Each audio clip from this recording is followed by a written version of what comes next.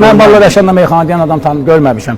Bir də Vüqar Biləcəri idi, Allah ruhunu şad eləsin. Son zamanlarda dirəşirdi Vüqarla. Yəni orada da Rəşadla.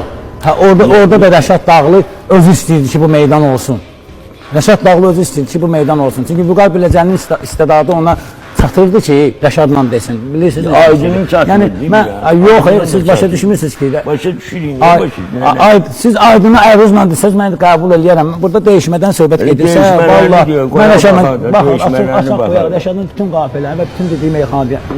Balali, sən deyirsən ki, bütün dəyişmələrdə Aydın xırdalanma Rəşad Dağlıya uduzub?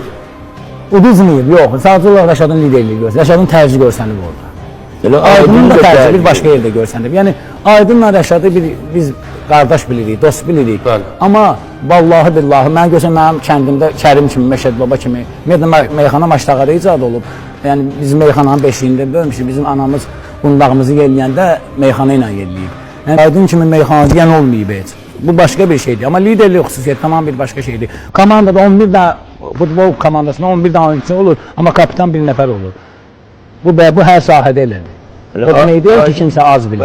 Az bilməkdən söhbət getmir. Aydın getirib çıxardı. Aydından sonra hamı kitab. Aydından qabaq Ağasəlim gətirdi. Ağasəlim Kərim olur. Yox, qardaşım. Onlar ayrı məsələlərdir. Hər dövrdə meyxanalar ayrı cüzdür. Bəli. Yəni, savadçı meyxananı Aydın gətirib. Bunu danmaq lazımdır, qardaşım.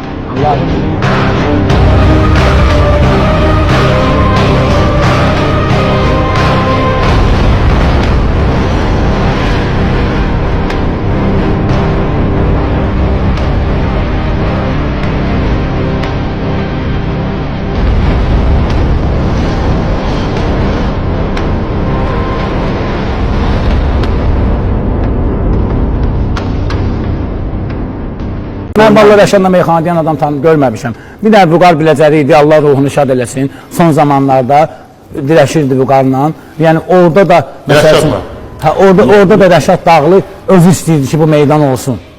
Rəşad Dağlı özü istəyirdi ki, bu meydan olsun. Çünki Vüqar Biləcərinin istedadı ona çatırdı ki, Rəşadla desin. Bilirsiniz? Aydının çatmır, yox, siz başa düşmürsünüz ki. Başa düşürün, siz Aydını əruzla desəz, mən qəbul eləyərəm. Burada dəyişmədən söhbət gedirsə, valla, mən Rəşadın, baxın, açıq qoyaq, Rəşadın bütün qafiləni və bütün dediyi meyxanə.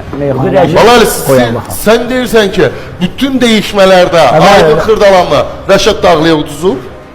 Uduzmayıb, yox. Sadəcə olaraq Rəşadın liderliyi görsənib, Rəşadın tərzi görsənib orada. Aydının da tərzi bir başqa yerdə görsənib. Yəni, Aydınla Rəşadı biz qardaş bilirik, dost bilirik. Amma vallahi billahi, mən görsən mənim kəndimdə Kərim kimi, Məşəd Baba kimi meyxana maçdağarı icad olub. Yəni, biz meyxananın beşiyində bölmüşük, bizim anamız qundağımızı yelləyəndə meyxana ilə yelləyib. Yəni, Aydın kimi meyxana deyən olmuyor.